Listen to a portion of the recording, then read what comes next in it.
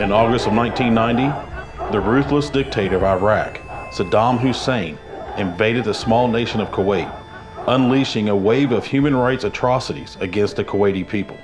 In the early morning hours of August 2nd, Iraqi armed forces, without provocation or warning, invaded a peaceful Kuwait. Facing negligible resistance from its much smaller neighbor, Iraq's tanks stormed in blitzkrieg fashion through Kuwait in a few short hours. On August 2nd, 1990, the Iraqi army of more than 1 million standing invaded Kuwait, who had a very small force of 16,000 troops. From this day on, the U.S. began to take steps to protect its interests and our allies and stop the atrocities being committed by the Iraqi army. At my direction, elements of the 82nd Airborne Division, as well as key units of the United States Air Force, are arriving today to take up defensive positions in Saudi Arabia. I took this action to assist the Saudi Arabian government in the defense of its homeland. No one commits America's armed forces to a dangerous mission lightly, but after perhaps unparalleled international consultation and exhausting every alternative, it became necessary to take this action. I was an E5 at the time. I was a scout section sergeant. We got called in, I think it was around 4:30 in the morning. That was the first alert. And we were told to prepare for combat operations in Southwest Asia. And the 82nd Airborne had left. They were on their way to Saudi Arabia. And they knew that they were going to need mechanized infantry, mechanized as in our M1 Abrams, because we were looking at the 4th largest army in the world with Iraq. And with us, we were taught and trained that the Iraq army was not only the 4th largest army in the world at the time, but they also had 8 years of combat experience fighting against the Iranians. August of 1990, I went to my regular drill, and they said, you know all that stuff going on in Kuwait, I wonder if we're going to get called up. And it's like, oh yeah, reserves don't get called up. They haven't been called up since Vietnam. That won't happen. So, you know, we kind of joked it off in our August training. And then come September, we get the call that said, Raging Bull. And for us, that meant you have to report to your unit within 24 hours of receiving that phone call. So that was how we got activated and got pulled into Desert Storm. It wasn't right that Saddam invaded Kuwait, and we kind of dismissed it, I think, until all of a sudden we got that phone call, and then it was like, oh shoot, this is happening. We only have a week to get our affairs in order, and all of a sudden we go from being a reservist to being full-time, and we're not going to see our families again, our jobs, you know, everything. We had to get wills in order. I was assigned to a small team at that time. We were unidentifiable uniformed soldiers. Basically, we all wore the same outfit, no names, no tape, no ranks, anything like that. We all had call signs. I had to sign 3 documents before I could join the team in February 1990. First one was I would never be promoted past the rank of staff sergeant. I was just a young buck sergeant. I'd been in for 20 months so far. After that, I had to sign a document that said if I was ever to be taken, captured, or soon to be captured, it would be okay for my men to take me out. And the third one was I'd be willing to take out a team member. I signed all 3 documents. I was introduced to my team. We trained from then until the time I left Turkey, which was July 31st, 3 days before the invasion. Again, we already knew something was going to happen.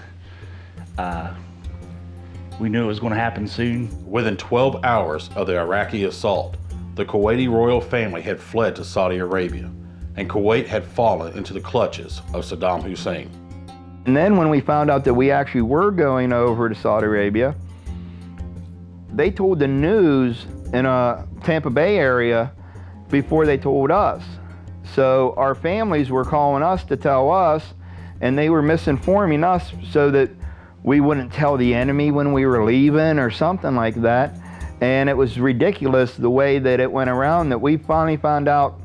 They told the news that we were leaving like Thursday at 7, and we left Thursday at 7. But what they told us was Tuesday at 2 and Friday at noon, and we were going and we weren't going. So it was kind of a strange, really 2 months there, that 1 minute we're reservists and 2 months later we're boots on the ground in the sand. Living in the desert was hard, learning how to keep your water cold. We didn't have a shower, a hot shower point or anything like that. You didn't have telephones, where you were very dependent on letters. Those were the longest and probably the worst days of my life. I'll be honest with you. We did basically the law enforcement stuff, and we did convoy escorts. That was when we started getting in some of the heavier equipment, and we started escorting it to different locations and that. Camels run out in front of the road like you'd have deer here in West Virginia. There you would have wild camels just run across the road in the middle of nowhere. It was really crazy. That was how probably the first couple weeks, maybe a month, went. As several peace resolutions were proposed, Saddam tried to connect his invasion of Kuwait to the Palestinian-Israeli conflict in an attempt to bring in potential Arab allies to his cause. His deception was ill-received, and the majority of Arab nations united against Iraq. Worse developments may yet come.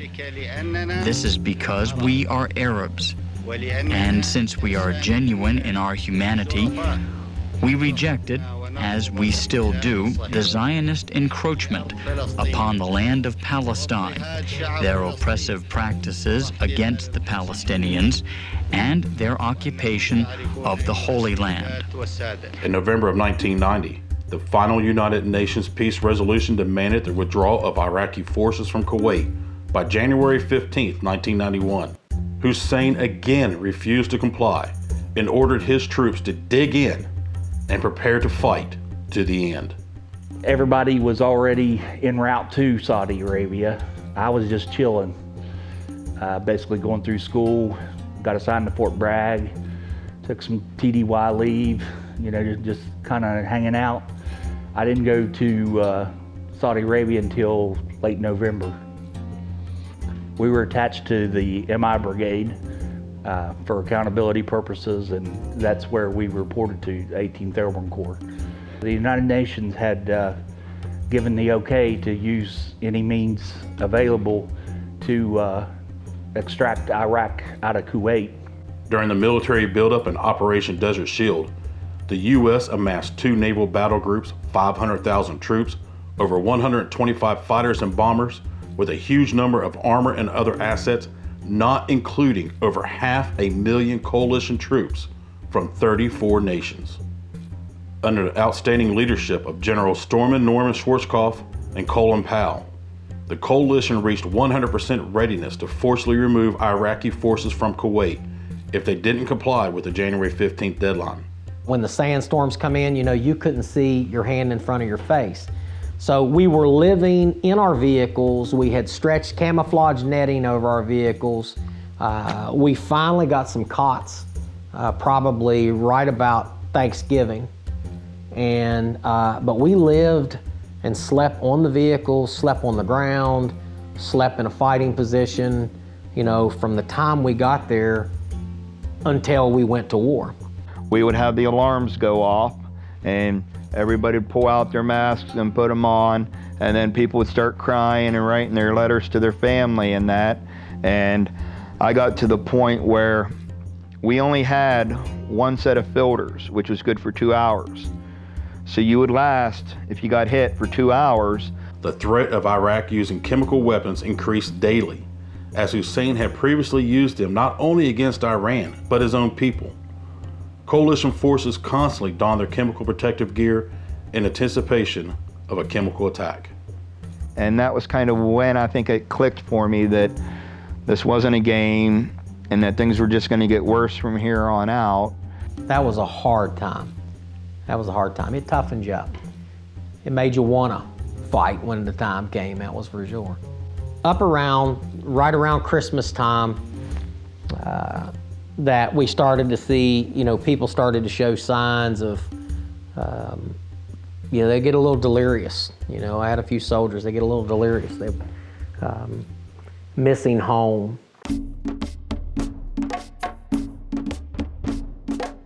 On January 16th, after Iraq failed to meet the UN deadline to withdraw, Desert Shield ended and Desert Storm began, and coalition forces rained down 88,500 tons of bombs on the Iraqi infrastructure and military, whose air force failed miserably and gave the coalition air superiority, enabling our ground forces to start the liberation of Kuwait. January 16th, the air war kicked off. I was actually sergeant of the guard that night, and it was at roughly 2 o'clock in the morning. We had a phone that was hooked up to the main talk, and that thing never rang. Never rang, man. But it rang that night, and rang, and they said, you answer that call, that's the call. Answer the phone call, and it said, alert, alert, alert. Operation Desert Shield is now Operation Desert Storm. And then they gave us, relayed the information to relay to the troops, we are at war, and prepare your troops to move. Over the next 5 weeks of coalition air raids, Iraqi Scud missiles became their primary target. As Iraq launched Scud missiles at civilians in Israel, Saudi Arabia, and other Middle Eastern nations, our special operations and air forces hunted down Saddam's Scud forces in every corner of Iraq. Funny thing was, in 2011, they declassified information regarding teams being inside of Iraq prior to the air war. I was one of those lucky souls. How else do you think all those cruise missiles could land on their exact targets? There was a large berm that separated Iraq and Saudi Arabia. So we go to the berm and we set up right there. The first night we were there was just a tremendous amount of movement in the air and explosions and tracer fire. I mean, you knew as soon as the aircraft crossed the Iraqi border, they would start shooting up flares. And I remember calling in, it must have been 100 flares that I have to call in. You have to call in everything. As coalition forces continued their air campaign, Iraqi forces responded by attacking Saudi Arabia, consequently being defeated by coalition forces. This attack prompted the coalition ground offensive. What we started to do was to run up what was called Highway Ohio, and we would sit along different routes along it during the war, and 82nd and all the tanks and everybody would go up. We could hear the explosions and stuff, but we were lucky enough to be about 10 miles back from anything that was really going on. So we sat there, and then throughout the war, we would still do convoy escorts. We would do area security on that road to make sure the road wasn't taken out or that Iraqis weren't coming in that way. We had one mission only, and the initial assessment from the CIA was casualties in the tens of thousands that was killed in action. They outmanned us. They were 1 million strong. They out-tanked us. They had over 200,000 armored vehicles.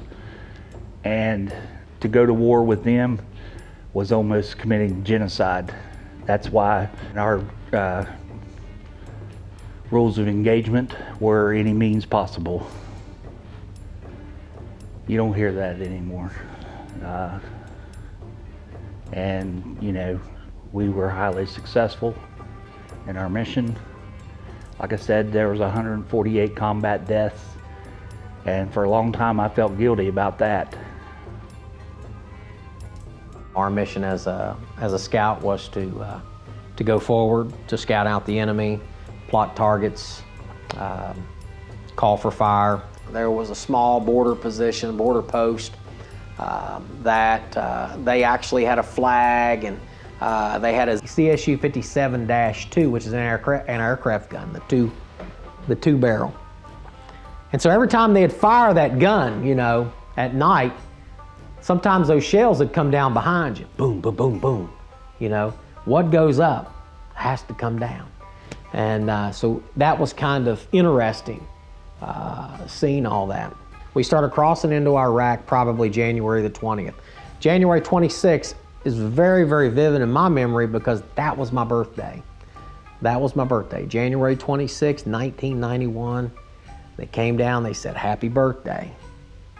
Said, you guys are gonna go patrol that Iraqi border post. We haven't seen no movement over there in a few days, so we want you to scout out, you know, that border. And it was just a building where that ZSU 57-2 was at. A group of forward observers were with us, and we crossed in and they painted the target. And basically it was a laser guided round that went into that building and blew it up. And once that building blew up, you knew that nobody, if there was anybody in there, they were dead, that was for sure. But it was our job to go forward and do a BDA and assess that. On January the 26th was the first time that I saw a dead enemy soldier that was obliterated beyond all recognition. What I remember very distinctly was looking through my nods, my night vision device, at that building and seeing a small red ember, you know, which is tremendously magnified by that night vision device. And I said, I think somebody's smoking a cigarette. And so we set up, and they told us to go forward, clear the area. So we go in like we're doing a hasty raid on that position. And when we get in there, it was a lit cigarette that one of those guys had been smoking when that round obliterated him. He was gone, but the cigarette was still there. And how amazing was that, to see something like that? For me, that was very vivid in my mind, as far as a memory that you never shake. But I had many more that came after that, and because at that point we never backed down. We were in Iraq. The United States and our allies outmaneuvered the Iraqi forces in lieu of direct engagement. This was possible because of our technological advantages, such as the newly developed Global Positioning System satellites, better known as GPS, which provided our force with real-time navigational data as well as intelligence on Iraqi military positions and movements. Believe it or not, GPS was brand new at the time, and we would go in, and if it took us burying ourselves to observe a target for 2 to 3 days, that's exactly what we did. We'd go in at night, we jumped in from 15,000 feet, and we would jump in, hump, and find our objective, and at night we would bury ourselves, and by the time the day hit, you couldn't see us from 500 meters out, but we would gather intel and send it back to 18th Airborne Corps headquarters. As the Iraqis fled Kuwait in retreat after mere days of fighting, coalition forces seized the opportunity to seriously degrade the Iraqi armored divisions. In what became known as the Highway of Death, The Iraqi army lost 10,000 personnel and over 2,500 vehicles as they fled back to Baghdad. This not only hardened the might of coalition forces, but it is credited for breaking the back of the Iraqi war machine. The graphic images of the Highway of Death became iconic in representing the overwhelming defeat of Hussein's tyrannical invasion. It was really quick. And then we got the order to get up on the road and to move back towards Kuwait. And that's when we hit the Highway of Death and drove for miles, and absolutely no place didn't have carnage, didn't have a dead body, didn't have a dog eating on human bodies. We were given a mission. They said, anytime you see them dogs, don't just shoot them. Shoot the dog. And I'm going to say, I usually don't say any cuss words, but I'm going to tell you what my first sergeant said, because we had a young man that said, I can shoot people, but I don't want to shoot a dog. That dog didn't do nothing to me. And the first sergeant looked at him, he says, you shoot the damn dog, Private. You shoot the damn dog, you hear me? And he shot the damn dog. And it was, I watched him in a firefight, and it never affected him. I watched him shoot a dog, and he cries. A dog that's eaten another human being. It was pretty crazy. And seeing all that, and seeing people burned and charred beyond all recognition as a human being, you become cold. You become cold. You have to turn your feelings off. Guys would go by and put a cigarette in a dead guy's mouth, and and try to laugh about it, but deep down inside they weren't laughing. They were just trying to find some kind of normalcy in what was really an insanity. As the war was coming to an end, defeated Iraqis lost the will to fight. Consequently, over 300,000 Iraqi personnel either surrendered or deserted, including a full division that surrendered to an unarmed camera crew. I was on EPW duty with the prisoners, and helicopter had landed, and the prisoners got out, and I was a 60 gunner that was guarding right by the helicopter pad, and I waved them on, and they flew off and went about 5 miles down the road and didn't see some power lines and caught into it and crashed, and I was like the last person to see them alive, so that was upsetting. On February 27, 1991, coalition forces liberated Kuwait. In retreat, Iraqi forces lit fire to over 700 oil wells in a cowardice scorched earth campaign. In all, it took barely 2 months of fighting to bring the fourth largest army in the world to its knees. This showed the world that no nation could stand in battle against U.S. forces. Kuwait is liberated. Iraq's army is defeated. Our military objectives are met. Kuwait is once more in the hands of Kuwaitis in control of their own destiny. We share in their joy, a joy tempered only by our compassion for their ordeal. Tonight, the Kuwaiti flag once again flies above the capital of a free and sovereign nation. But we saw some Iraqis that were trying to flee Iraq, and they couldn't go anywhere, and they were talking about being forced to fight. You get shot if you didn't do what Saddam wanted. They wanted to go to Saudi Arabia. Saudi Arabia wouldn't let them in. Kuwait wouldn't let them in. They're staying in this half building, starving. It was a family of about 10 or 12 people, and they were really nice. And they wanted us to finish it. They said, please take Saddam out. And that was, kind of our thoughts, that we don't want to be there. We don't want to stop being reservists and go to war. But hey, we're already here. Why don't we just, do what is needed done? Let's do what's right. As the CIA tried to encourage a citizen uprising in Iraq, the decision was made to leave a working government in place to keep stability in the region. Thus, Saddam remained in power following the war. It'd have been easy to take Baghdad. It'd have been super easy. Why we didn't take out Saddam when we had the chance, I think it would have been a more popular thing to do then. I think that if we hadn't waited for, 13, 14 years to go back over there and to take him out, I think that it would have been a little more well received by the public. But our leadership was pretty much set in the fact that, we'd have made an agreement with our coalition.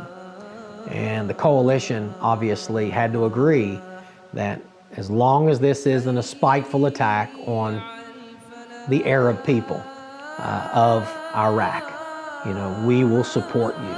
And you gotta remember, we had Syrians, we had Kuwaitis, we had French, we had British, we had Australians, we had people from all over. We had a heck of a coalition, Canadians, and I don't want to leave anybody out, but there was a lot of nations that were there. So why we didn't take them out, he didn't take them out, we didn't take him out, is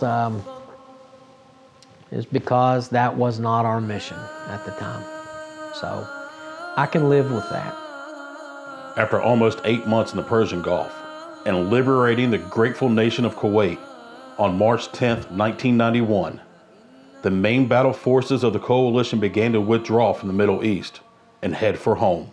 When we got back, we had a little parade at Fort Stewart, and our families came up, and that was wonderful. And I feel like, I don't want to say bad things about it.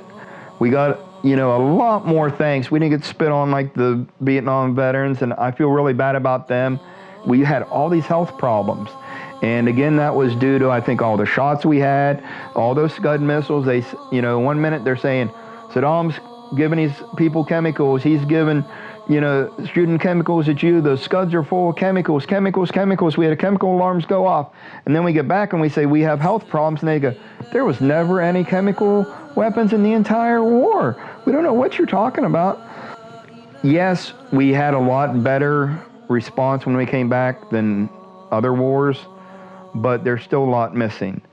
And the whole time, I was leading a secret life away from my family and my wife. They had no idea I was in combat until I had my flashback in 2011. I cracked wide open. I'd had psychological hardening to be able to endure our mission. I told my wife that our life had been scripted by the United States Army. They always made sure she knew where the units were, when they were gone, all that stuff. And it was all lies.